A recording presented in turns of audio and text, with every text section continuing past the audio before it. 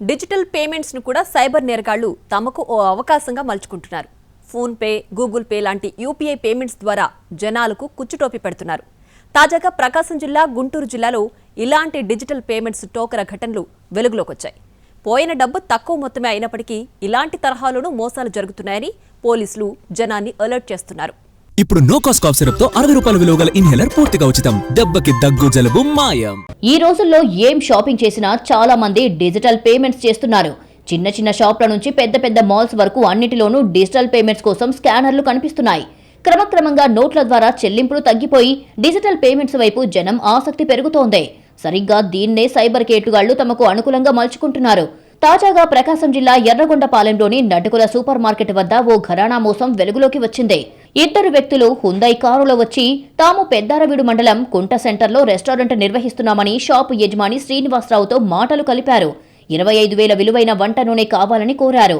భారీ మొత్తంలో కొనుగోలు కావడంతో షాప్ యజమానికి అనుమానం రాలేదు. షాపులో అంత సరుకు లేకపోవడంతో బయట నుంచి మరికొంత వంట నూనె తెప్పించారు. అన్నిటినీ వారి కారులో ఎక్కించారు.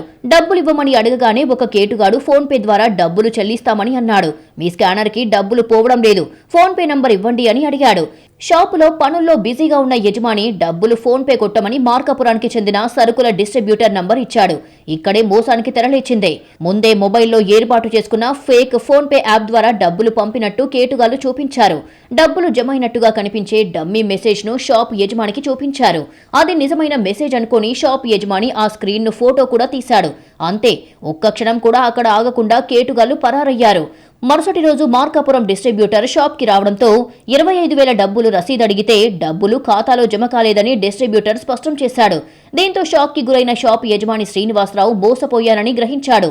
వెంటనే ఎర్రగొండపాలెం పోలీసులకు ఫిర్యాదు చేశాడు. ఈ ఘటనకు సంబంధించిన సీసీటీవీ ఫుటేజ్లు కీలకంగా మారాయి. షాప్ లోకి వచ్చిన కేటుగాళ్ల దృశ్యాలు, వారు ఉపయోగించిన కారు టోల్ గేట్ వద్ద కారు కదలికలన్నీ కెమెరాలో నమోదయ్యాయి. కారు నంబర్ ప్లేట్ పై నల్ల రంగు పూసి ఉండడం సీసీటీవీ దృశ్యాల్లో స్పష్టంగా కనిపిస్తోంది. మరోవైపు అదే రోజు పెద్దారవీడు మండలం కుంట సెంటర్లోని అనిత కిరాణా షాప్ లో కూడా ఇదే తరహాలో మోసం చేశారు కేటుగాళ్లు.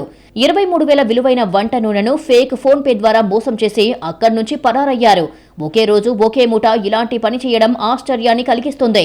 ఈ 2 ఘటనలపై పోలీసులు దర్యాప్తు చేస్తున్నారు. మరోవైపు గుంటూరు జిల్లా చిలకలూరిపేటలోనూ ఇలాంటి మోసమే జరిగింది. ఓ వ్యాపారికి కుచ్చుటోపి పెట్టాడు సైబర్ కేటుగాడు. చికెన్ వ్యాపారి దస్తగిరిని నమ్మించి 20,000 కొట్టేశాడు. కోడి మాంసం తీసుకునేందుకు వచ్చిన కేటుగాడు ముందుగా 1,000 రూపాయల చికెన్ ను కొనుగోలు చేసి పేమెంట్ చెల్లించాడు. ఆ తర్వాత అత్యవసరంగా 20,000 నగదు కావాలని, ఆ మొత్తాన్ని ఫోన్ పే ద్వారా మీ ఖాతాకు పంపిస్తాను అని నమ్మించాడు. నగదు చెల్లించినట్టు ఫోన్లో సక్సెస్ఫుల్ మెసేజ్ చూపించి 20,000 తీసుకుని బుడాయించాడు. ఆ కొద్దిసేపటికే తన ఖాతాలో నగదు చెక్ చేసుకున్న దస్తగిరి మోసపోయాను అని గ్రహించాడు.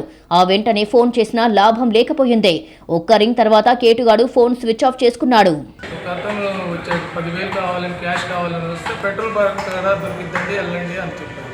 తర్వాత కాసేపటికి మళ్ళీ వచ్చాడు. వచ్చి హాఫ్ కేజీ మటన్ కావాలని చెప్తే హాఫ్ కేజీ మటన్లో 20,000 క్యాష్ కావాలండి, ఫోన్పే చేస్తాను.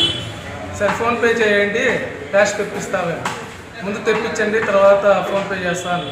తర్వాత క్యాష్ తెప్పించాను, హాఫ్ కేజీ మటన్ ఇచ్చాను.